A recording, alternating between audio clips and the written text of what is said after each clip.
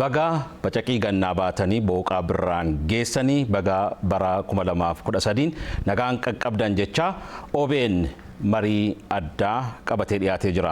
Marii keenya addaa har'aatiin as stuudiyoo keenya muummicha magaalaa Adaamaatti keessummoota affeerrannee jirra. Keessummoonni keenya har'a waliin mari'annu Dr. Injiinar Abtaamuu Ittafaa hoogganaa Biiroo Bishaaniif Enerjii Oromiyaa akkasumas Injiinar Dajanee Fiqaaduu hoogganaa Abbaa Taayitaa Daandiiwwanii Oromiyaati. Jalqaba isinis baga nagaan dhuftan baga bara haaraa geessaniin isiniin jedha. Baga waliin keenya. Egaa har'a kan nu waliin mari'annu keessattuu raawwii karoora bara 2012 kan bara darbeen wal qabsiisee akka seektara bishaanii akkasumas daandiitti waan ture maal fakkaata. Hudhaawwan dura turanoo karoorri bara kanaa gurguddoon qabamee fi sanaan wal qabatee ammas komii hawaasa biratti mul'atuun wal qabsiisnee yaada wal jijjiiraan mari'annaa jechuudha. Meegaa akka carraa jalqabaatti gara Dr. Injiinar bira dhufeeni. Meegama keessattuu seektara bishaaniitiin rakkoowwan walxaxaa kanaan dura turan maal fakkaatu bara karooraa darbe kana oome maal hojjete biiroon keessan kanarraatu jalqabne. Faadhu tarii akkuma seektara keenyaatti toora xiyyeeffannoo keenyaa maal akka ta'e dhaggeeffattoota keenyaaf ibsuudhaaf hojii guddaa sadii kan nuti akka biiroo bishaaniitti fi enerjii oromiyaatti hojjennu. Inni tokkoffaan misooma bishaanii kan jennudha. Misooma bishaanii jechuun qorachuu, qabeenya bishaanii bulchuu fi ijaarsa raawwachuudha. Lammaffaan immoo bulchiinsa skiimotaa kan jennu piroojektota ijaaramanii jiran kan uummati fudhatee itti fayyadamaa jiru kan magaalotaa jechuudha. Isaaniin bulchuudha. Sadaffaan enerjii baadiyyaati. Humna haaromfamaa kan akka baayoogaazii, kan akka soolaarii, kan kana fakkaatu irratti hojjeta jechuudha. Hojii guddaan biiroo keenyaa kana ta'ee 2012 keessa toora xiyyeeffannoo kana keenya keessaa kamirratti yoo xiyyeeffannetu waa milkoofna jennee yeroo jalqabaa boqonnaa qophii keenyaa 2011 gaafa hojii keenya xiinxallee ilaallu maal akka ta'e qaawwaan keenya maal adda baafanne hunduma isaa adda baafannee fudhannee jechuudha. Sana keessatti maal qaawwaan keenya gaafa jennee ilaallu namni wal dubbisaa deemuu dadhabuun humna raawwachiisummaa mataa isaa wal tursaa deemuu dadhabuun xiyyeeffannaa kennanii piroojeektii tokko lama jarii tartiibatti kennanii deemuu dadhabuun kun qaawwaa keenya jennee fudhannee jechuudha. Erga adda baafannee boodatu naannoo misooma bishaanii keessaa uummata keenya komii guddaa kan qabu piroojektota waggaa waa'ee harkifate kan xiyyeeffannaa addaatiin humna keenya qabnu mobilaayizii goonanne. Warra kan biraa noormaal peesii deemuudha.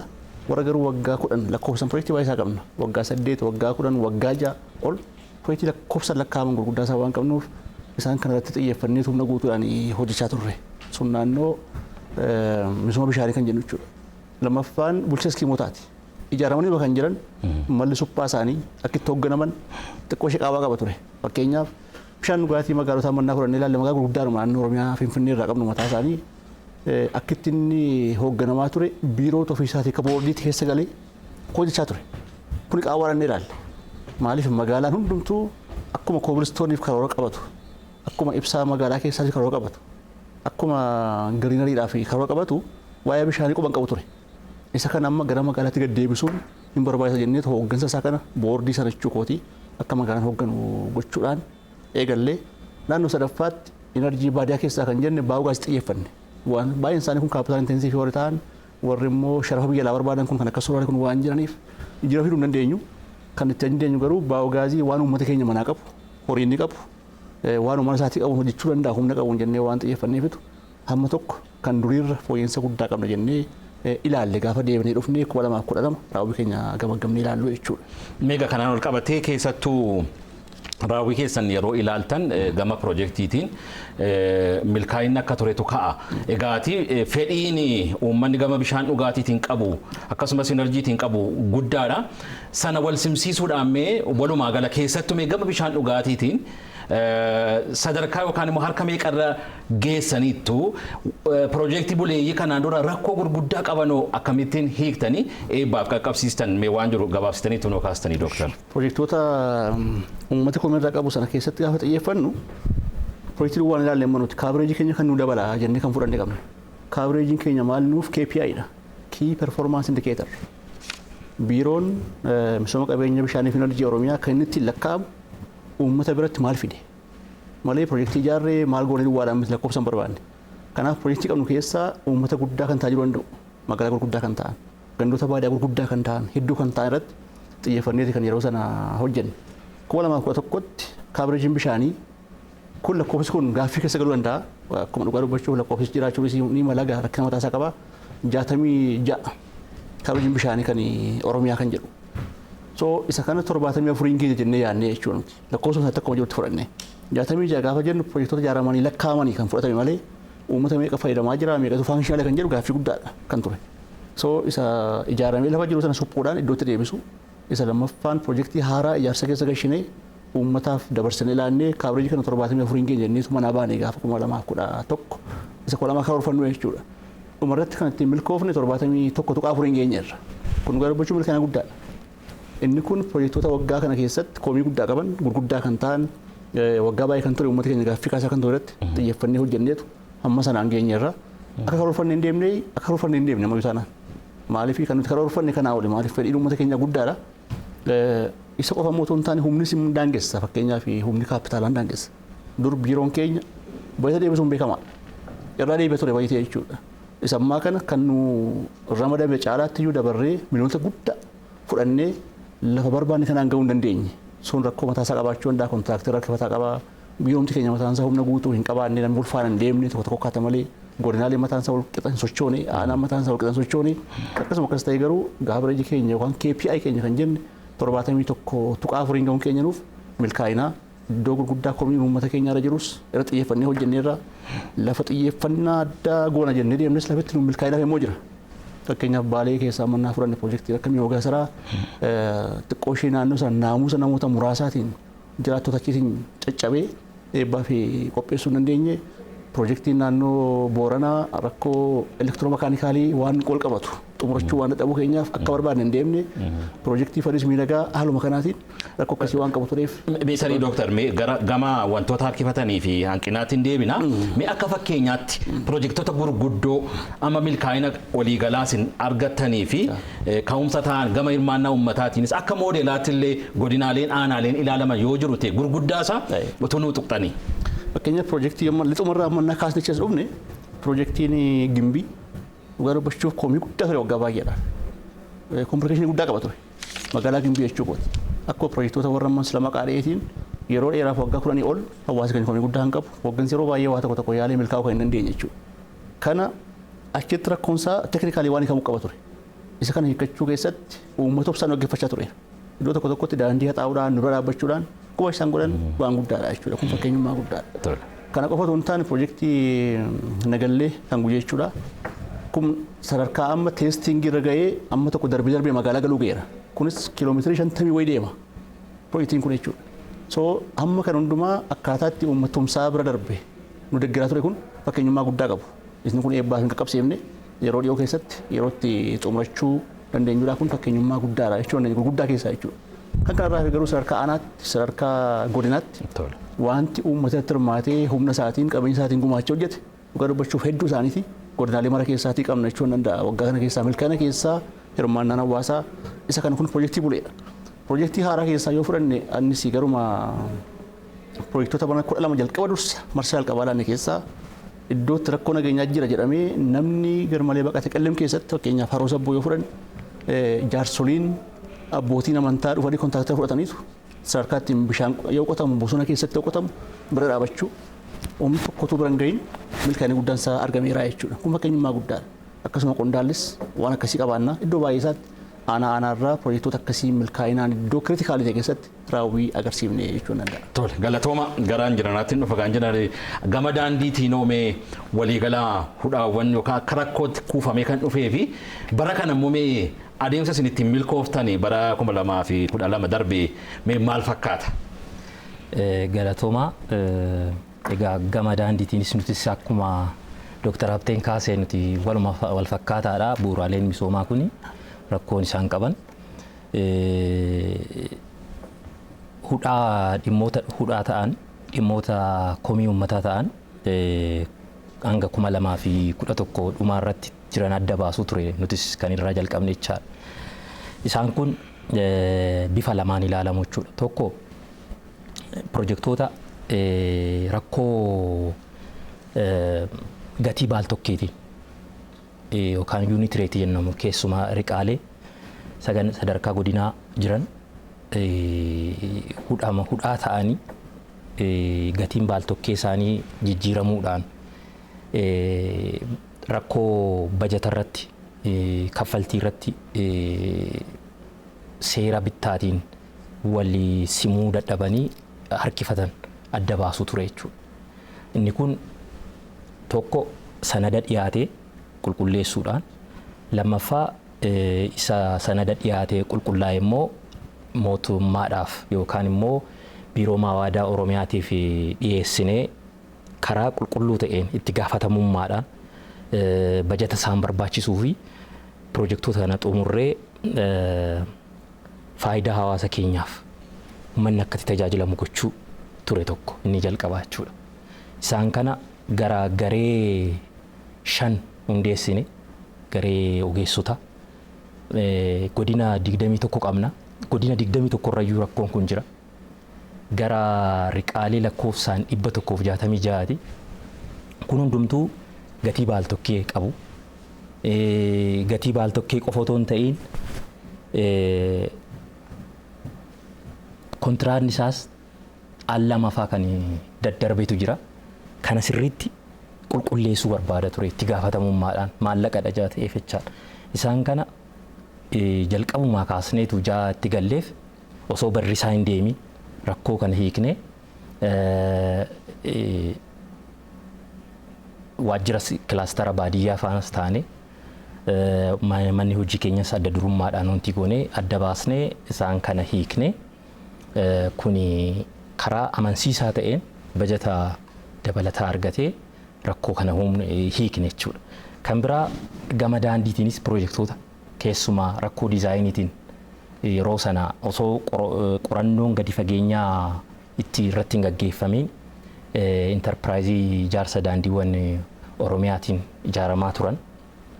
Ammas isaan kunis rakkoo sirna bittaa jechuun kaffaltiin isaanii isaa ol ta'e isa kanas osoo baaltokkeen isaa hin geeddaramin rakkoo isaanii adda baasuudhaan kontiraaktarri akka itti irratti walii galu gorsaanis rakkoo kana qaama rakkoo kanaa wanti qaamni sadanuu kontiraaktarri konsaltaantii fi abbaan piroojeektii sun qoratee piroojektota baay'eedha. Waggaa 12 fa'aa kan lakkoofsisan.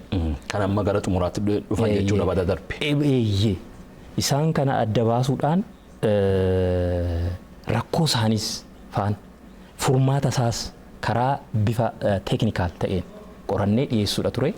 Kanaaf furmaataaf mootummaadhaaf yookaan biiroo maawaadaa Oromiyaa fi qaama isaa laallatuuf dhiyeessu ture. Kuni dhugaatti sirriitti karaa poozitiif ta'een nu fudhatamee jara kanaaf bajatni addatti jecha bajata ramadameen alatti bajatni addatti mootummaan kaka'umsa guddaadhaan dhugaa dubbachuuf mootummaan naannoo Oromiyaa rakkoon kun rakkoo hawaasaati bara kan lakkoofsiseedha. Rakkoon kun immoo ifadha. Karaa saayinsawaa ta'eenis immoo hiikoo argateera jedhanii sana hiiknee tokko maddi milkaa'ina keenya karoorri keenya kan jalqabe boqonnaa qophii taane boqonnaa qophii waliigala akka mana hojiitti jiru aanee kan rakkoo itti hiikne tokko kanadha jechuudha. Kan biraa kanaan ol qabatee keessattuu kanaan dura daandii keessumatti iyyuu daandii kan walgeettii daandii baadiyyaas haa ta'u daandiiwwan kaan irratti kontiraaktaraa wajjin yeroo baay'ee amma komiiniin qulqullinaanis wal qabatee jechuudha. Ijaarsa irratti amma keessatti iyyuu gabaasaa yeroo darbe caffeenis ilaaliin wal qabatee daandii kennamu sana kukkuttanii kennuudhaan yeroo gabaabaa keessatti xumuruu irratti muuxannoo akkamiiti kan isin hordoftan gama kanaan milkaa'ina argattaniittu? Milkaa'ina arganneerra. Milkaa'inni keenya raawwii keenya irraa madda jechuudha. Raawwii keenyaan agarsiifama. Amma barana 2011 irratti hooggansi duraa Dr. Abteenis asuma jira. Seenaariyoo isa durii wanti dheeraa ta'e kontiraaktaruma tokko hojjetamaa ture sana akkasitti tureeyyuu amma lootiidhaan dhukaan kunne kontiraaktara adda addaatiin karaa ittiin immoo miira piroojeektiin mataan isaatiin immoo single wantiidhaan ogeessaan akka hordofamu goone sun karoorri keenya silaa akka baay'ee waggaatti kiiloomeetira 159 raawwanna jenneetu qabanne ture. Meeqa finnee kiiloomeetira 222 raawwanne jechaadha bara kana keessatti. Kumamoo kiiloomeetiruma. Kiiloomeetira jechuun amma piroojeektii duratti kaapitaalaa kana tokkumaan kontiraaktara tokko walumatti kennamaa ture. Amma kukkutamee erga dhufee maal irratti bu'aan isaa argame tokko raawwii irratti jecha. Raawwiin keenya isa karoorsinee ol kontiraaktaroota gidduutti miirri dorgommii uumame jechaadha. Kontiraaktarri immoo garaagaraa ijaa dhufeef biiziin ta'u jechaadha. Tokko irratti biiziin ta'u inni kaan saraaruma tokko ta'e kontiraaktara garaagaraati jira. Kanaaf inni tokko duubatti hafe jechuun isa inni tokko saffise jechuun inni tokko irratti komatama jechaadha. Duubatti hafuunsaa mul'ata jechaadha. Wanta mul'atudha jechaadha. Kun miira wal dorgommii uumeera. Wal dorgommii uumeera. Nuyiif immoo isa raawwii barbaannuun olitti bu'aa nuuf fideera jechuudha. Mee akka fakkeenyaatti akkuma kan bishaanii kaasamee raawwiidhaan amma godinaaleen keessattiyyuu akka odeeffannoo qabnutti naannoo hawaasa horsiisee bulaa birattis hojiiwwan gargaariin akka isaan hojjetamanidha. Mee waliigalaa bakka kamii akka hojii gaarii hirmaannaa uummataanis daandii ijaarame kunuunsuunis bushuu fi waliigala hojii gaarii warreen qabamee warreen kaame.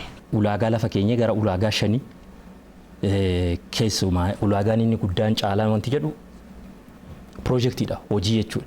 Piroojeektii godinaalee jechuun walumaa galatti akkuma bishaanii toorri xiyyeeffannoo keenya lamadha. Daandii misoomsuu, daandii misoome immoo bulchuu. Kanaafuu bulchuu jechuun suphaa jechuudha. Daandii misoomsuu jechuun immoo sadarkaa godinaatti cirracha uwwisuu, daandii sagantaa waliin gahinsaa raawwachuu. Inni lammaffaa immoo riqaalee achi keessatti jiran akkaataa karoora isaaniitiin raawwachuu. Gama kanaan godinni jalqaba irratti raawwii guddaa qabu godina Jimmaati jechaadha. Godinni Jimmaa gama lamaaniinuu gama hirmaannaa uummataatiin daandiin keessumaa sagantaa waliin gahinsaa akka suphamu bajata xiqqoo aanaan immoo aanaa isaanii loobii godhanii sirriitti qabsiisanii bajata akka ittiin suphatu gochuun sagantaa waliin gahinsaa keessatti immoo cirracha akka uwwatu gochuudhaan godinni Jimmaa isa tokkoffaadha. Godinni Shawaa Lixaa kanarratti daandiidhuma ija siyaasaatiin hiikoo siyaasaatiin itti fayyadamuu uummataatiin hooggansi ofitti fudhatee akka raawwatu gochuu irratti godinni Shawaa Lixaa isa lammaffaadha. Godinni Shawaa Kaabaas dhugaa dubbachuudhaaf hojii boonsaadha kan hojjete. Godinaaleen kun godinaalee fakkeenyaadha jechuudha. Isaan kaanis kanaa gadiidha jechuu miti. Sadarkaadhuma ta'een malee godinaaleen baay'een isaanii keessumaa hooggansi bulchiinsaa, hojii hooggansi siyaasaa, hojii daandii, hojii hiikoo itti fayyadamummaa uummataatiin ofitti fudhatee ilaalutti wanta gaarii irra jirra jechuudha. Kabajamtoota hordoftoota OBN kan isin hordofaa jirtanii marii addaa OBN qopheessee isin biraan ga'uudha. Kan inni irratti mari'annu immoo raawwii karoora bara 2012 akkasumas karoora bara 2013 kan seektaroota bishaanii fi enerjii fi daandii irratti. Mee Dr. Abtaamu kan biraa kanaan wal qabatee keessattuu kanaan durasi gama bishaaniitiin qindoominni cimaan hin turre jedhama. Warra diizaayinii biratti, warra ijaarsaa biratti, warra kontiraaktaroota biratti akka biiroo keessaniittis mee fooyya'insi tureera gama kanaan bara 2012 ammas akka hudhaatti keessattiyyuu paampii wajjin wal qabatee toorri ujummoo diriiru yeroo tokko tokko humna baachuu danda'uun dhabee yeroo itti dhoofaan mul'ataa kan jedhamu akka komiitti isin kaa bushoo wajjin wal qabatee mee qindoominni isin qabdan sadarkaa kamirra jira jechuu danda'ama komii kana dura kaa tureen. Yeroo itti raawwii keenya 2011 qorannu hanqinni guddaan tokko kana qindoominaan deemuu dadhabuu jechuudha. Qindoominni jechuun maal jechuudha? Eenyu qindaa'u qaba walitti kan jedhu turuu bannee gaarii ta'a. Tokko qaama sadii jira ijaarsa piroojeektii tokko keessaati. Qaamni tokkoffaan abbaa hojiiti yookaan kilaayintii kan jennu. Lammaffaan isa ijaaru kontiraaktara kun. Sadaffaan isa gorsu yookaan isa hojii kana to'atu jechuudha. Konsaaltaantii kan jennu. So kana keessatti kan dagatame tokko jira. Kan dagatame keessaa namni bishaan kana fayyadamu dur keessaa qoodan fudhatu ture. Koominitii kan jennu kun. Kuni qaawwaadhaa jenneetu ilaalle. qindoomina gaafa jennu qindoominni kan barbaadamu jara kan arfan gidduutti qindoominni utuu jiraatee gaarii ta'innaayi jennee fudhanne. Utuma afur hin dabalin sadan isaanii kun mataan isaanii qindoomina qabu jennee ilaallu garuu dubbachuuf qindoomina hin qabu turan. Fakkeenyaaf kilaayentii jettee gaafa fudhannee ilaallu kilaayentiin waajjira keenya haa ta'u malee inni immoo nama bakka buusa ogeessa bakka buusa jechuudha nama hojii hojjetu. Pirojektoota keenya warreen gaddaa yeroo qorannee ilaallu kan keessumaa sagantaalee waan waash keessaa qawwaa guddaa argaa ture keessaa kontiraaktarii isa balleessu gorsaa isa balleessu kilaayentiin waan sirreeffachuu qabu utuu sirreeffatiin kana fitu adda baafan. Kilaayentiin immoo ogeessa bakka buuseera waan ta'eef ogeessota gara 4 kan ta'u kontiraaktarii adda kunnee baasnee jechuudha. Qawwaa gara keessaa guutuu keessaa tokko saraawwannee ergasii booda kontiraaktaroota mariisuu hojii guddaa ture. Qawwaan kun jiraachuu irratti walii galu.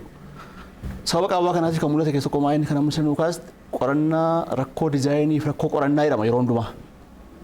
Kun inni jalqabuma yeroo itti hojiin kun hojjetamu. Gaafa konsaaltaantiin yookaan ogeessi qorannaaf lafa gadi bu'u uummata hirmaateera ta'e ragaan sobaan dhufu. Ragaa sobaa jechuun sarveen gidaa lafa funaantu. Yoo namni meeshaa lafa dhaabee sassaabuu baatee calluma malee sooftuweeriin maal poti godhee ofide waliin qabatu booda ujummoo waliin qabatu. Paampiitii ujummoo wal qabsiistu wajjin waliin madaalu. Lafti silaa bishaan qotanii argachuu danda'an jiyooloojistiin isin barbaadamaa jaarsoliin biyyaa roolii guddaa qabu. Dhugaa dubbachuuf namni beeka waan ta'eef jechuudha. Sitti maseenaarra iddoo akkasii yoo qottan argachuu dandeessu kana kan jedhu. Kun hin turre waan ta'eef qindoomina keessa qaawwaa kan jenne qabatamaadhaan kana jenneetu kan adda baafannee jechuudha. Pirojektiin kanaan dura diizaayiniin isaanii xumuramee akkuma jiru ta'e waan goonu qabnu jijjiiruu hin dandeenyu akkuma sanatti susuphaa xumursiisuudha. Warra haaraa garuu qindoominni kana booda ta'uu qabu. Konsaaltaantiin isa ta'u eenyus caasaa aanaa jiru caasaa godina jiru uummata utuu hin dubbisin ragaa saawuu kan hin dandeenye.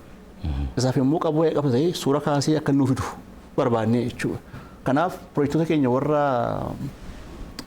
buleeyyii qaawwaan qindoomina sun ammoo jira. Maaliif durbade waan ta'eef diizaayinii akkuma duraan ta'een akkaataa waliigaltee keessa galamee itti fufuu qabna waan ta'eef jechuudha. Akkasuma ta'e garuu uummata amma tokko hirmaachisnee lafitti milkaa'uudhaaf yaala iddoo baay'ee isaatii hin qabaanna. Pirojektoota warra haaraa hojii keessa galle garuu haala addaatiin kan kaleessa dogoggorre sun keessa galuu hin qabu jalqabuma irraa kaanenneetu 3C 4C'tti fidne jechuudha. Client consultant contractor kan jennetu client consultant contractor community. Afur yoo ta'an itti osoo garuu bachuuf effective baay'ee wonderful waan ta'e qorannaa haa ta'u ijaarsa ta'us waan guddaan isaa kun nu dhufeera jechuudha. So naannoo qindoominaatti waan fooyyeffanne qabna. Ammas gaaraa jettee nu gaafatte gaa miti. Ammayyuu rakkoon dandeettii raawwachiisummaa gurguddaan jira. Seerumti keenya seerumti bittaa keenyaa mataan isaa xiqqoo ishee rakkisa.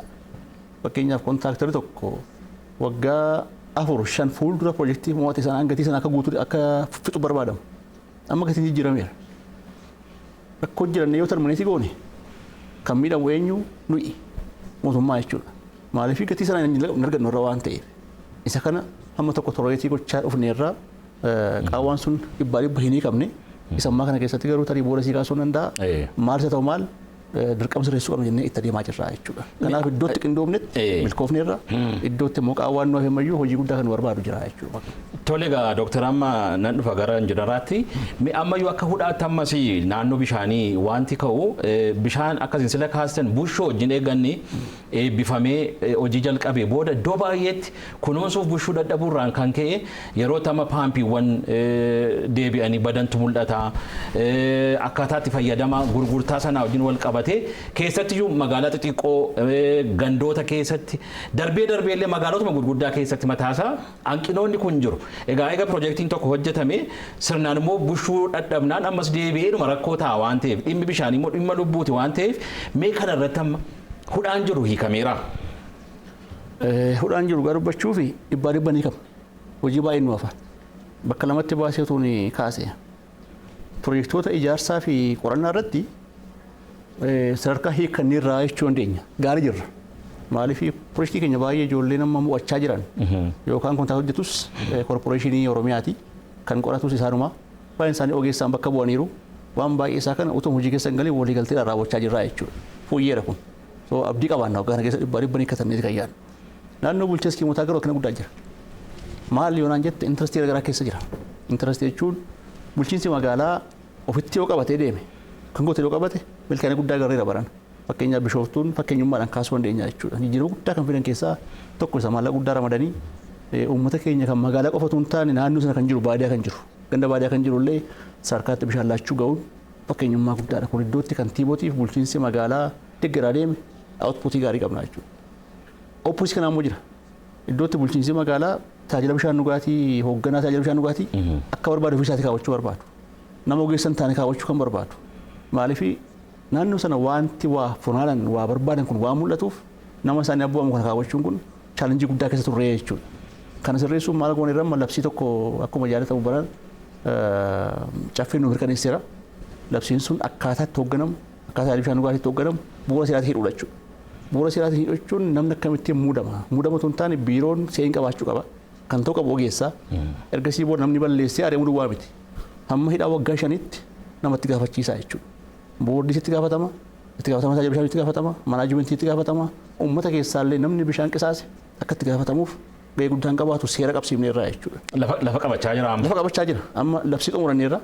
Caffeen nu mirkaneessee qilleensarra jira. Labsii 208 muraa 2012 218 2012 kan jennu isaa amma isaaf dambii qopheessaa jirra jechuudha. Hanga ji'a jaatti hanga majjiitti raawwisaa keessa gallagan. Kana jechuun uummataa jalqabeetu hamma hooggansaatti qindoomni kan barbaachisu. Bishaan kan qisaasamne. Bishaan oomishnu keessa parsantii 30 ta'u kan qisaasama loos kan jennu jechuudha. Kun bishaan oomishuuf horiitti baastaa horii sana gubuu jechuudha. Bishaan sana immoo dabaltee fiduuf ammas kan biraa oomishuu qabna hin danda'amu kun. Sadaffaan komii kaasa uummata bira. Fedhiin uummataa dabalaa dhufeera. Namni jireenyi isaa mana isaa keessaa fooyya'aa dhufeera. Bishaan dabalaa barbaada jechuudha. Yeroo sana gaaffii guddaa kaasaa kun rakkina guddaa waan nutti himaa tureef bu'uurarraa hiikkachuudhaaf seeraan hidhuu barbaachisaa. Seera isaa kana xumuranneerraa dambii ammaa kanaan kana keessaa baana jenneeti malee naannoo magaalaatti ammayyuu hojii guddaan nu hafa. Tumsa mootummaallee barbaada. Bulchiinsi magaalaallee keessatti hirmaachuu barbaachisuudha. Galatooma kan biraan jenna egaa keessattiyyuu daandiin dhalootaaf hojjetama. Amma deebi'ee hojjechuun rakkisaadha. Diizaayinii irraa ka'ee waan irraa ka'ee. Kanaan dura amma akkan qinaatti keessattuu walgeettii daandii baadiyyaan wal qabatee walgeettii irratti waan hojjetame jiraatu malee qulqullina irratti baay'ee komatama ture. Keessumaa amma riqichaan wal qabateeme riqichi amma ijaaruun rakkisaadha. Iddoo baay'eetti immoo darbee akkuma waan riqichi gaarii ciccimaan ijaarame otullee tajaajilan kennin immoo kan diigamu immoo jira. Kanaaf iyyuu amma suphaa bulchiinsa riqichaan wal qabateeme fooyya'insi jiru akkamittiin immoo itti deemuuf yaada qabdu gama kanaan waan jiru. Qulqullinni dhuguma qormaata guddaadha. Tureessi ammas akkasumadha kan jiru. Riqaalee qulqullina isaanii eegan argachuudhaaf jalqaba kan jalqabu diizaayinii irraa jechuudha. Diizaayiniin isaa qulqullina yoo qabaate kan amala biyyee naannoo sana teessoo biyyoo naannoo sana fi walumaa galatti ji'ooteeknikaalaa wanti isaa bakka sanaa kan eeggatee fi kan haala bishaan iddoo sanaa kan eeggate qulqullinni barbaachisaadha jechaadha. Kanaafuu amma qulqullina amma yeroo hundumaa yaannu diizaayinii irraa ka'achaadha. Diizaayinichi sadarkaa adda addaa keessa darbuu qaba jenneetudha amma kan lafa kaawwanne jechaadha. Amma kan hojii keessa jiran inni deeggarsa hordoffii ji'aan gorsaan gabaasa dhiyeessuu fi yaada ogeessonni yeroo hundumaa itti kennaniin fooyya'aa deema. Garuu kan itti aanuuf yuunivarsiitiin ogeessi fi akkasuma hooggansi walitti hidhame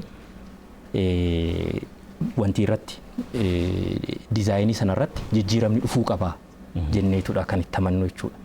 Haa ta'uutii garuu iddootti rakkoon jiran immoo haaluma amma fakkeenyaaf iddoo tokko tokkotti rakkoon hin uumama. Rakkoon qorannoon diizaayinii kanaan dura ture amma gorsaan yuuraappii dhaabbateera. Maaliif abbaan taayitaa daandiiwwan Oromiyaa ogeessaan guute jechuudha. Aanaarraa kaasee hanga godina hanga naannootti ogeessuma isaatu qorata. Abbaan taayitaa konistirakshinii sadarkaan jiru godinarraa kaasee hanga naannootti jiru sana hin laala approve godha.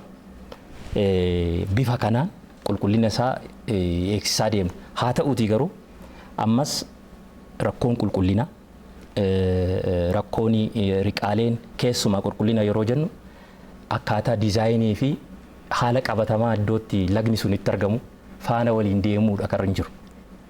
Jigaatii miti jechuudha amma kan nuyi yeroo baay'ee nu qoru diizaayiniin hojjetamee fi haalli teessoo bakki ittiin silaa akeekame waliin simu. Dura ilaaluun hin danda'amu yeroo qoratamu diizaayiniin sun. Eeyyee. Bakka sana. Eeyyee. Dura egaa warri qorattoota dura turan amma kan hojiirra oolchaa jirru isuma qoratame sheelfiirraa fuuneetudha. Sheelfiirraa fuuneetudha. Kanaaf amma deebisnee yeroo keessa deebiidhaan abuurru diizaayinii sana yeroo abuuramu garaagartee qabaata iddoo tokko irratti jechuudha. Isa irra deebinee yeroo tokko xiqqoo harkifannaan kan uumamaa jiru iyyuu iddoo sana irratti. Haala kanaan yaa'u piroojeektiin maal barbaadaa hordoffii fi abuuruu irra deddeebi'anii waa ilaaluu hordoffii deeggarsa xiinxala barbaada. Abbaan taayitaan keessan gama kanaan akkas taanaanii jijjiirama fidaa jiraa keessatti yoo akkasiin kaastan hordoffiif deeggarsi eega murteessaadha ta'ee tooftaa isin jijjiirtan jira tariitii warra masirriitti gahee isaaniin ba'an kontiraaktaroota hojii keessan jirra akkaataa diizaayinii sanaan warra ni ijaarre. Dandeettii konkolaataa dabarsu fakkeenyaaf riqichaan ol qabatee yoo jira ta'ee maal gootu mee tarkaanfii akkamii fudhachaa turtan fudhattaniitu qabatamaadhaan?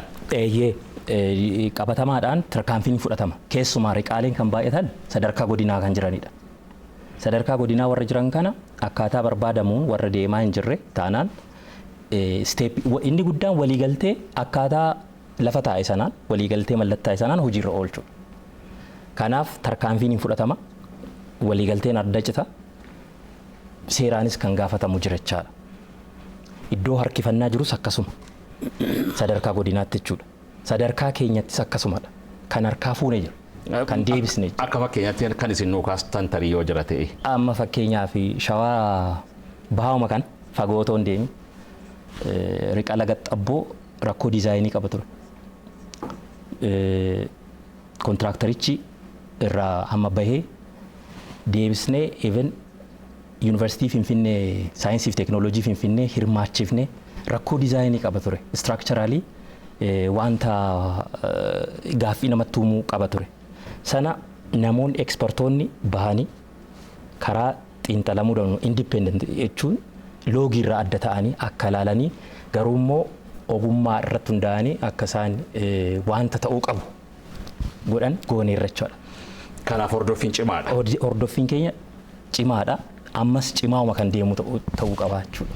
Egaa karoora waggaa tokkoo fi karoora waggaa 10 bal'inaan kan seektara hundumaa akka bulchiinsa mootummaa naannoo Oromiyaatti ilaalameeti kan jiru. Gama seektara keessanitti yeroo deebinu mee keessumaa gama bishaanii fi enerjiitiin dooktar mee wanti gurguddoon barana karoorfattan mee maali? Keessatti yeroo baay'ee amma karooraan ol qabatees kan kanaan dura komeen ka'aa ture.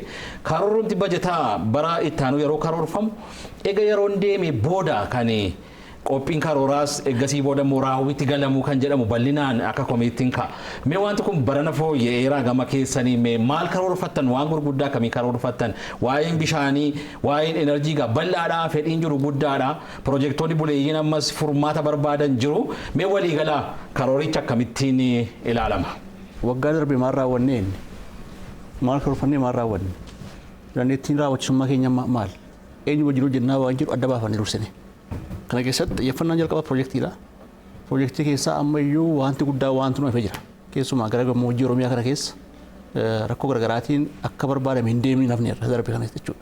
Xiyyeeffannaan jalqabaa barana naannoo sana. Akkasuma ta'ee eenyutu hojjetaan immoo murteessaadha ammas. Yookaan biirota hojjetaa yookaan godina hojjetaa yookaan kontiraaktara hojjechiisna jechuudha. Kana gaafa goonu kontiraaktoroota rakkina guddaa qaban ammas nu wajjin itti fuun qabaanne adda kunna jennee haal duree xumuranneetu kurmaan sadarkaa keessa dhimma xumuranneedha. So jarri barreen gaddaan harkaa turan kun karoora kana keessa illee bakka hanga waan hin dandeenyee fi ammoo itti qophaa'uun keenya barbaachisaa jenneetu achi tolchaa turre. Sadaffaan eenyu talaan hojii kana fakkeenyaaf amma komii gurguddaan jiru biiroon iddoo hundumaa piroojeektii qabatee deemuun kunis qabaa guddaa ture kanaan dura. Godinaalee dandeettii gaarii qaban. Sila kanan siin kaasin darbe piroojeektii godinaalee keenya raankii kun adda baafanneerra. Jimma tokkoffaa akkuma daandii bishaanis tokkoffaa jiru dhugaa dubbachuu. Piroojeektii qabnu isaanii laachuu. yoo gadi buusne loodiin naannoo biroo jiru kun gadi bu'u barbaachisaa haal duree karoora waan ta'eef dubbiin kun Wallagga Lixaa milkaa'ina gaarii qabu Arsiin lamman raawwii gaarii qabu waggaa darban kana jechuudha so piroojeektii qabnu kan immoo abbaa hojjetus qopheessaniitu kaanee hojii keessa gaafa gallee jechuudha so kan arga dabaafannee boodatu karoora keenya baranaa irratti akkamitti raawwannaa eenyu hojii raawwannaa yoom raawwanna kan jedhu haal duree godhannee lafa kaawwannee kaan gaafa kana goonu immoo konistiriyentiin amma ilaaluun barbaachisaadha humna mootummaa yookaan humna maallaqaa amma waggaa darbe raawwii keenya 2012 irraa gaafa laallu otoo rakkoon maallaqaa nu daangessuu baate godinaalee nu dubbachuuf raawwii ajaa'ibaa qaban jiru kaffaltii guddaan dura bulee jira jechuudha amma dabalatee jechuudha kanaaf maal argachuu dandeenya amma takka akkumatti waan hin taane waadaa gallee uummata biratti bor akka hin salphanneef kanas daangessuun keenya barbaachisaa ture jechuudha kanaaf yeroo baay'ee dafnee gadi hin baasnu karoora keenya kan karoorfanne gara biliyoona 8ti piroojektota keenya garuu tirendii jiruun argachuu kan dandeenyu maaksimuum biliyoona 4 hin caalu sanuma giddu galeessa godhanii karoorfannee karoora nu milkaa'e naannoo Maamadaati jara kan arga fayyadamnee boodatu xiyyeeffannaan keenya baranaa piroojektota gurguddaa nu jalaa harcaanii hafan akka biirootti jiran damnee xumuru fakkeenyaaf yoon sii kaase piroojeektii baaruma Oromiyaa irraa yoonnaa kaase piroojeektii Fardis Miidhagaa komii guddaa uummata keenya irraa qabu keessaa raawwachuu qabna jennee kan xiyyeeffannee qabnu Baranaan xumurama. Hin xumurama. Xumuramuus qaba hin xumuramas akkuma hooggansaatti ofii keenyaa qabanna jennee jirru ana dabalatee achitaa waan qabnuuf. Piroojeektiin mi'oogaa saraa rakkoo mataa isaa qaba rakkoo piroojeektii utuu hin taane kun rakkoo naannoo sana hawaasaa fi hooggansi walqindoominaan deemuu dadhabuudha inni kunis sirreeffamee uummata keenya bira ga'uu qabaadha. Darbee gahaa ture gidduu caccabsoo kana mul'ata waan ta'eef olaantummaan seeraa kabajamaa jira waan ta'eef abdii gaarii qabna naannoo sanatti.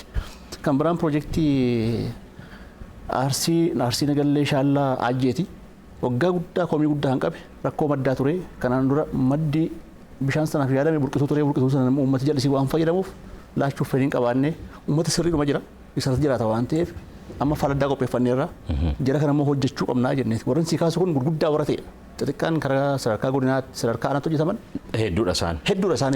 Kan Booranaa neetworkiin bishaan isas qabna san siif fida kan Booranaa sama komii guddaa kan ture garbachu piroojeektiin sun chaalenjii guddaa lama qaba tokko ibsaa wal qabateeti naannoo sana ibsaan hin jiru lammaffaan baadiyaa keessa deema ganda hedduu keessa waan deemuuf akkaataa ittiin bulchiinsa raawwatu kun mataan isaa qaawaa qaba ture dur kan ture magaalota kan namni bulchuu beeku bishaan kan kaffalamu magaalaatti malee baadiyaatti olmosti bilisachuu dandeessaa jechuudha raaniin koostii isaa garmalee guddaadha kanaaf naannoo jeneteraa naannoo paampii elektiroo makaanikaalii kan ta'e kana hin jijjiiranneetu xiyyeeffannee deemaa jirra isteeshiniin humna ibsaa hojjetamaa jira naannoo Yaaballootti kun abdii kan biraati kan nu ta'u inni milkaa'uu baatus labsiinsi dubbadde sana keessaa wantoonni baasne tokko akkaataa itti baadiyaan bulullee achi keessaa kiraatikaalii wal qabsiifnee waan baasneef dambii amma qabannuun sirreeffannee yoo deemne uummata bira qabsiifna jennee amma hojiin xumuramaa qabannee jirra jechuudha. Bates qabanneerra ministeerarraas waa tokko gaafachaa jirra ministeera bishaaniiti.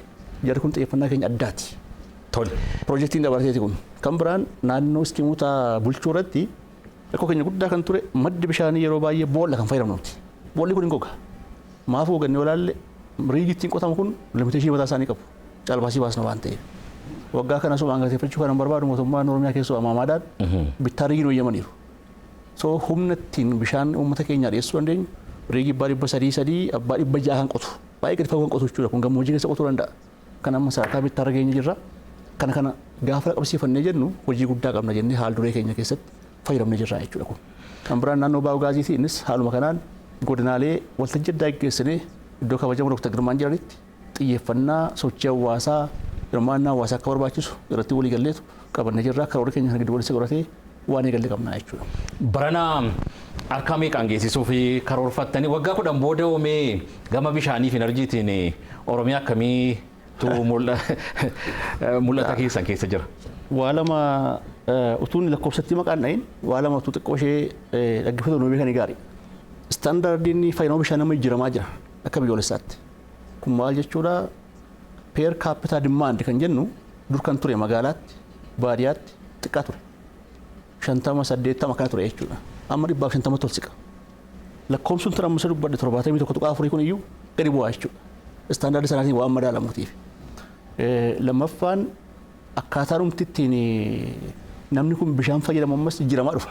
Mana keessa jalqabee warshaan waan baay'isaa kun waan jijjiiramaa jiranii fi kun giddu galeessa godhannee yoo ilaalle lakkoofsammaa kun akka jijjiiramu irratti walii galuu barbaachisa. Kana giddu galeessa godhannee waggaa dhufutti nuti naannoo 70 raawwii keenya warreen gaddaa giddu galeessa godhannee naannoo 76tiin hin geenyaadha kan qabannee jirru amma nuti. Lakkoofsamma jiruutiin lakkoofsi garuu for sure jijjiirama. Waggaa kudhanitti immoo 94 tuqaa tokkoon geenyadha. Inni kun lakkoofsa ammaa osoo hin taane lakkoofsa sirrii, kaabireejii sirrii, istaandaardii amma ministeerri qopheessaa jiru giddu galeessa godhanneetu akka itti tilmaamnee kan waggaa kudhanii qopheeffannee isuma kanatu irraa kadi kunnee kan waggaa tokko immoo 2013 fudhannee kaana jirra jechuudha. Galatoomaa Doktara. Mee gara injiinaraatiin dhufamee gama daandii noomee waan jiru amma karoorri gurguddaan bara kanaa fi kan waggaa kudhanii gama kanaanoo waan akka hudhaatammas jiran mee waan gurguddaan maali? Hudhaanni guddaan bajata kabiraa yaa'u bajata taanee kan jiru isaanuma baraman kana rakkoon diizaayinis nu mudachuu danda'a, raawwachiisummaan jiraachuu danda'a, naamusnis Garuun jira rakkoonni diizaayinii kun yeroo baay'ee bishaan birattis bakkuma hundumaatti bakka ijaarsa jirutti kaa waan ta'eef karooruma keessan keessa gashattanii mataasaa akkaataan deebi'eetti rakkoo ta'uu hin dandeenyeen maaliif rakkoon kun furamuu dhabe? Furamuu kan hin dhabeefi waa lama.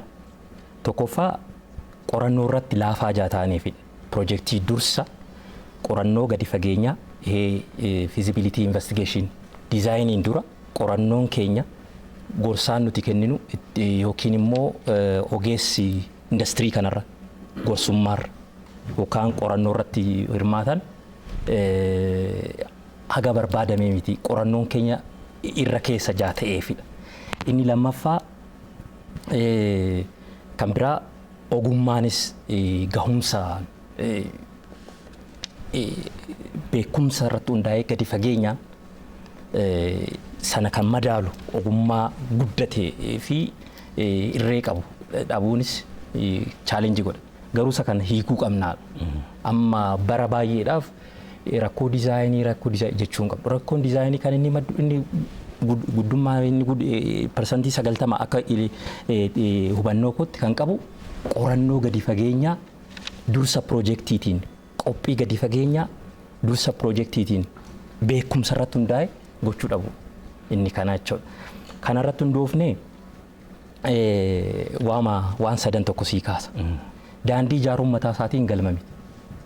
Daandiin nuti ijaarru yookaan irratti maallaqni ba'u kun tokkoffaa yoo walitti hidhaminsa qabaate mobiliitii isa jennu jechuudha. Gara amma waggaa 10 keessatti kan nuti wanti jennu galmi keenya xiinxala siyaasaa maali amma irratti hojjetaa kan jirru xiinxala saayinsii irratti hojjetaa jirru tokkoffaa yoo mobiliitii sirriitti hawaasa gandaaf aanaaf godinaaf godin akkasitti yoo walitti yoo ta'e mobiliitii keenya cimaa yoo ta'e. Inni lammaffaan dhaqqabamaa yoo ta'e. Oromoo salphumatti amma fakkeenyaaf hanga 2012tti namni tokko giddu galeessaan sanaa olis ta'uu danda'a.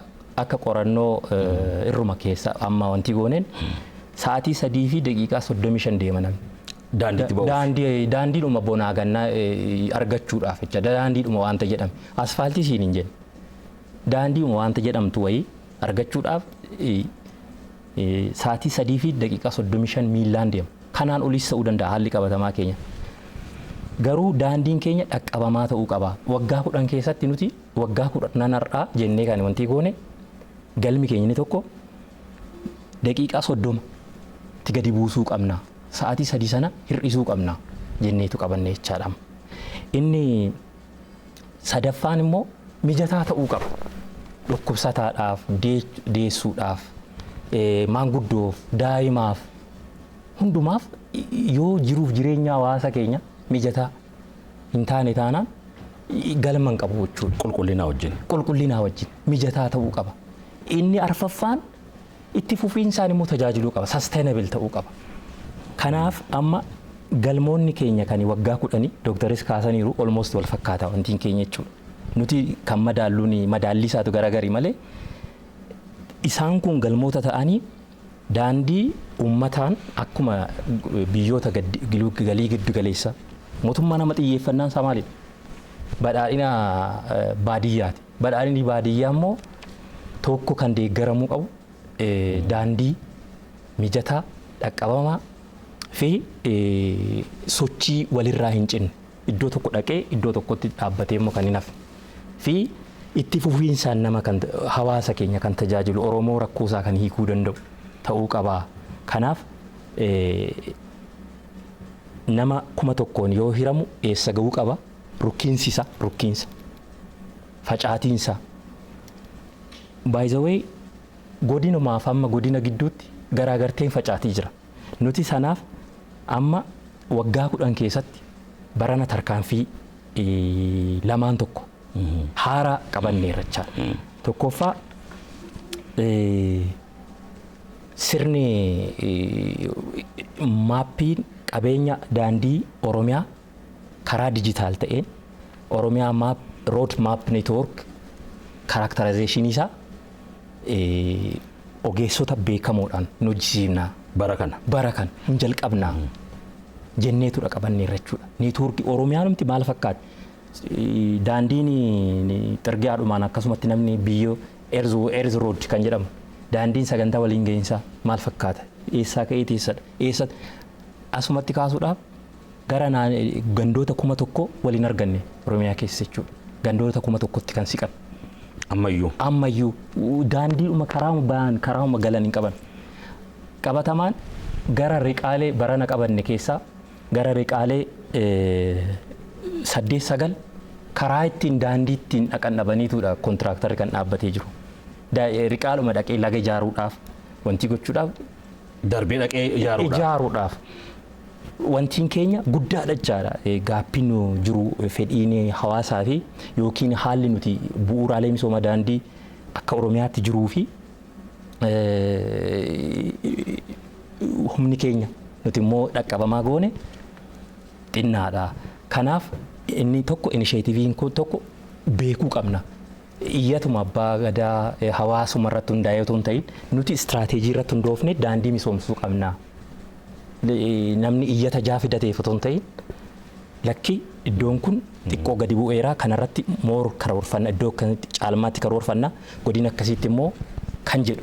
Inni lammaffaan teeknooloojii baasii fi wanti qusatu fiduu qabna bara kana.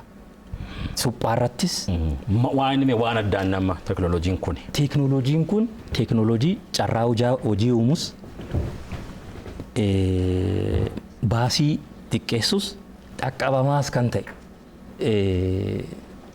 dhaabboleen dhufanii nu haasofsiisan jiru biyya alaarraa. Qorannoodhaanis immoo biyyuma keessatti teeknooloojii haaraa keemikaalota enzaayimoota wanti godhanii biyyoodhuma irratti wanti godhanii achumatti karaa biyyooma sana immoo deebisanii yeroo dhidhiitamu yeroo kompaakti ta'u kan jabaa ta'an isaan kana itti qoranne hojiirra oolchine fedhii hawaasa keenyaa bira qaqqabuu dandeenya. Tole egaa akkas ta'eetimee baranaa keessattiyyuu gama riqichaanis haa ta'u piroojeektii haaraa baay'ee kennuu irratti xiyyeeffattu moo isa bule kana xumuruu irratti xiyyeeffattu? Barana kan 2013 garri caalu barri 2012 akkuma beektan akkuma mootummaa naannoo Oromiyaattis kan jalqabne xumuruudhaan ammayyuu dhumni dhuman argan. Barana dura riqaalee 47 xumurre jennee qabanne 2012 92 xumurre haga ammaa jechuudha. Barana immoo harkifatanii as kan ga'an akka Oromiyaatti kan jiran 279 isaan keessaa barana parsantii 70 hanga riqaalee 182 hin xumurraa xumurree hawaasni keenya akka tajaajilamu hin goonaa jenneerra. Sararoota daandii piroojeektii bulan amma yoonaa jiran kan sirriitti deemaa jiranis jiru kan immoo bara lakkoofsitaanii jiru. Walumaa galatti sararoota 38dha. Isaan kana keessaas haga 15 sarara 15 piroojeektii 15 xumurree eebbisiisuudhaaf 2013tti jenneerra.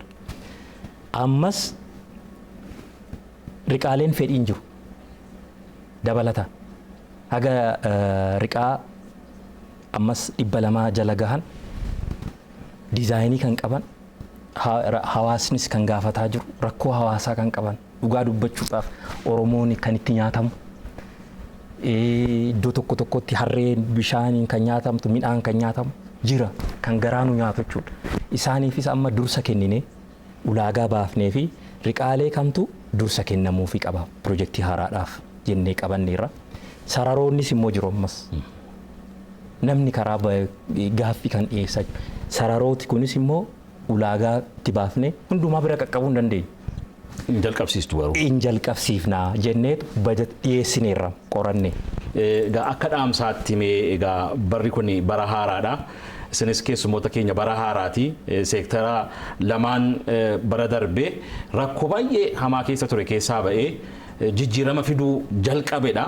Seektarri keessan mee keessatti iyyuu uummataafis haa ta'u mootummaadhaafis kontiraaktarootaafis waan isin dhaamtan yoo jiraate waan gaggabaabaa fudhannee marii keenya xumurra. Dhaamsi nuti qabnu waggaa kana piroojeektoota hin xumuranne qabanne keessumaa akka biiroo keenyaatti bakkaan ga'uudhaaf qooda fudhattoota hundumtuu deeggaruu barbaachisaadha. Gosa maqaa qabne kun nuti karaa keenya akka abbaa hojiitti kutannaa guddaa qabna. Caasaan keenya godinaa dhugaa dubbachuuf kutannaa guddaa qaba. Waggaa darbe nu agarsiisaniiru waan ta'eef caasaan aanaa akkas waan gaarii qaba.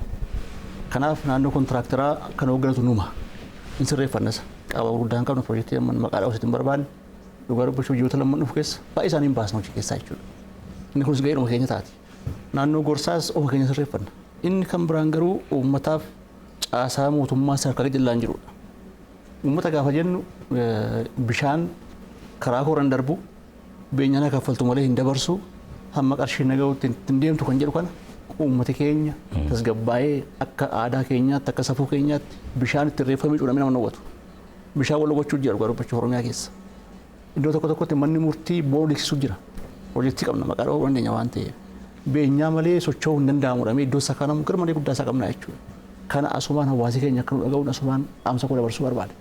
Kana qofaa miti bulchiinsa harkaan jiru. Bulchiinsi magaalaa, bulchiinsi aanaa, bulchiinsi godinaa bishaanni kan kooti jedhee cheeklistii keessa galfatee tikfachuun barbaachisaadha.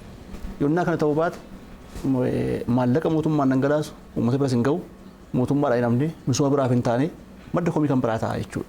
Naannoo sanatti rakkoon inni sirreeffamuu qabu sumaan dhaamsa dabarsaa dhumaa waa tokko tokko kan nuti jira. Hooggansi godinaa hoogganaa bishaanii godinaa utuu biiroon keenya hin beekin kaasuu jira.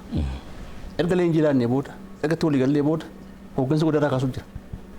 Labsiidhaanis seeraanis waajjira paartiis kan beeku namni tokko godinarraa ka'uu fuuldura dura hoogganaa biiroo yookaan biiroo dhimmi ilaalu wajjin marachuu barbaachisaa jedha. Kun amma hin jiru. Kun rakkina guddaa tumaa ture. Kun nama kudha tokko teenya irratti walii gallee humna walii horree leenjii laannee gaafa jennu ji'a muraasa booda abbaan sun achi areemee argatta. Kun chaalenjii guddaadha jechuudha dhugaa dubbachuuf. Ani kana keessumaa sadarkaa godinaatti kan eeggachuun barbaachisaadha. Magaalaa keessa akkuma kana. Itti gaafatamaa tajaajila bishaan dhugaatii magaalaa kan jennu kantiibaan akkuma fedhe ofirraa kaasee abbaa isaa ta'u muddachuu otoo hin taane amma labsiidhaan qabsiifannee jirra. Erga leenjii laannee booda ulaagaa barbaadamuun keessumaa ogeessa kan barbaadnu jechuudha. Ogeessa dhimma kana hiikuu danda'u. Ogeessa waa'ee kanaa beeku. Ogeessa raawwachuu danda'u. Kana biiroo wajjin mari'atee raawwachuu kan dandeenyu yoo goone waan karoorfanne milkeeffanna. Bakka isin geenyaa hundaa ol garuu hirmaannaan qaama hundumaa hawaasaas hooggansa san keenyaas namni qindoominaan yoo deeme milkeeffanna kan jedhu dhaamsa dabarsuu barbaada. Ergaan qabu qaama sadaniifiyyuu jalqaba manuma keenyaa hooggansi sadarkaan jiru ogeessi imaanaa fi ergama mootummaanis hawaasni keenyas nutti kenne amanamummaadhuma jalqabanii kutannoo fi aantummaadhuma kanaan dura agarsiisaniin bara haaraa kanattis akka itti fufsiisan hundumti keenya hafuura gaariitu jira tiim ispiriitiitu jira isa kana cimsanii akka itti fufsiisan waamicha koon dhiyeessachuudha abbaa mataa isaa daandiiwwan Oromiyaarraa kaasee jechuudha. Inni kan biraa qindoomina irratti ergaa dabarfachuun barbaada. Qindoomina nuti godinaalee 21 fi dameewwan suphaa 19 qabna. Gara mana hojii nuyi gaditti kan jiran gara 40 jecha. Warri abbaa taayitaa daandiiwwan godinaalee fi dameewwan suphaas qindoomina akka mana hojii tokkootti wal dubbisuudhaan rakkoo uummataa battalatti ogummaadhaan miira aantummaatiin akka itti fufiinsaan qindoominaan akka hiikaa deeman asumaan ergaa koo dabarfachuu barbaada. Inni lammaffaan kontiraaktaroota gorsitoota qorattoota supervisors industirii ijaarsaa daandiiwwan irratti jiran biizinasii qofa otoo hin ta'in kun ijaarsa jechuun maqaadha. Maqaa isaaniiti. Maqaa eenyutu ijaareedha boru. Maqaa dhaabbata isaaniiti. Dhalootatu ijaaru, biyya ijaaru. Miira kanaan miira aantummaatiin hojimaata badaa fi rakkoo of dagachuu yeroo tokko tokko harkifannaatu jira. Advaansii fudhatanii kaayyoo biraa keessa qorannoo keenyaan wanti galuutu jira. Kanaafuu biyyi kan ijaaramu hundumtuu miira ana ilaallataatiin yoo ta'e bu'aa gaarii fidnaa. Kanaafuu isa waliigaltee keessatti galtan sana itti gaafatamummaa miira itti gaafatamummaa guddaatiin akka hojjettanii hin jedhaanii. Inni sadaffaan hawaasa keenya. Dhugaa dubbachuu kan Dr. Habteen kaasan waa'ee mirga daandii waa'een hawaasni keenya piroojeektiin kun kan kooti jechuun nu hafa ammayyuu jechuudha. Iddoo tokko tokkotti riqaalee ijaaruu ogeessi dhaqeet yookiin sarvee hojjechuu dhaqeet beenyaa naa kaffaltan malee karaa kanaan hin seentanii daandii lafa koorra konkolaataan darbee hin seenu iddoo jirutu jira. Iddoo daandii ijaaruutti beenyaan naa kaffalamu malee kan jedhantu jira. Kanaaf gama lamaaniinu kan abbaan taayitaa daandiiwwan Oromiyaas isinii ijaaru hojjetaa jiru daandiiwwan riqaalee irratti miira abbummaa fi miira itti gaafatamummaatiin rakkoo keessan ufumaan hiikkattanii piroojeektiin osoo hin dhaabbatiin gaaffii mirgaallee yoo jiraate gaaffii mirgaa gaafachaa garuu piroojeektiin sin jalaa akka hin gufanneef isinumti rakkoo isaa hiikaa deeggaraa. Kontiraaktarattis rakkoon nageenyaa akka nuumne eegicha barbaachisaa gochaa akka nu deeggartaniin dhaamsa koo dabarsaa. Dhumarratti barri kun bara milkii, bara hojii gaarii, bara nageenyaa nuuf haa ta'u jedheen dhaamsa koo dabarsaa. Ulfaadha. Egaa kabajamtoota hirmaattoota marii keenyaa waan baay'ee nuu kaastanii keessumatti iyyuu raawwiin karoora bara 2012 kan seektara keessanii maal akka inni fakkaatu gama bishaanii fi enerjii fi daandiitiin bal'inaan kaasnee waliin ilaallee jirra. As keessatti egaa rakkoon kun gangalachaa gama piroojeektiinis gama bushuunis walxaxaa akka inni turee fi kan ammoo kutannoo fi ciminaan hundumtuu keessatti hirmaatee mootummaanis xiyyeeffannaa guddaatti kenneen milkaa'inni argamu akka inni jalqabee fi ammas garuu quubsaa akka hin taaneef ciminaan irratti hojjechaa akkasiin deemtan bal'inaan nuu kaastanii jirtu. As keessattis hudhaawwan jiran maali akkamittiin furamu kan jedhuu fi hirmaannaan qaamolee hundumaa keessattuu kan uummataa, kan kontiraaktarootaa fi kan seektara keessanis maal akka inni ta'e bal'inaan nuu kaastanii dhaamsas nuu dabarsitaniiti kan isin jirtanii. Maqaa hordoftoota OBN guddaan isin galateeffadha.